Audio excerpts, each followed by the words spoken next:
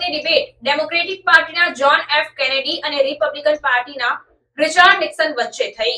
અમેરિકામાં રાષ્ટ્રપતિની ચૂંટણી પહેલા ઉમેદવારો વચ્ચે મહત્વના મુદ્દાઓ પર ચર્ચા થાય છે। તેના આધારે મતદારો ઉમેદવારો વિશે પોતાનો અભિપ્રાય બનાવે છે અને રાષ્ટ્રપતિની ડિબેટ કહેવામાં આવે છે।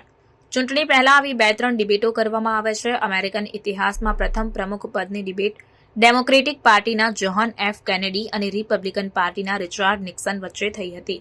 અમેરિકામાં 5 નવેમ્બરે રાષ્ટ્રપતિની ચૂંટણી યોજાવાની છે। બુધવારે ભારતીય સમય અનુસાર સવારે 6 વાગ્યાથી ડેમોક્રેટિક અને રિપબ્લિકન બંને મુખ્ય પક્ષના ઉમેદવારો કમલા હેરિસ અને ડોનાલ્ડ ટ્રમ્પ વચ્ચે લાઇવ ટીવી ડિબેટ થશે। રાષ્ટ્રપતિની ચૂંટણી માટે ટ્રમ્પ અને કમલા હેરિસ વચ્ચે આ પહેલી ટીવી ડિબેટ છે, જેને ચૂંટણી જીતવા માટે ખૂબ જ મહત્વપૂર્ણ માનવામાં આવે છે। આવી સ્થિતિમાં આ ચર્ચા સાથે જોડાયેલી ઘણી મહત્વપૂર્ણ બાબતોને જાણવી જરૂરી છે।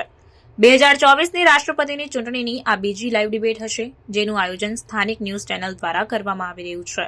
આ ડિબેટ 90 મિનિટની હશે, જે ફિલાડેલ્ફિયાના રાષ્ટ્રીય બંધારણ કેન્દ્રમાં યોજાશે।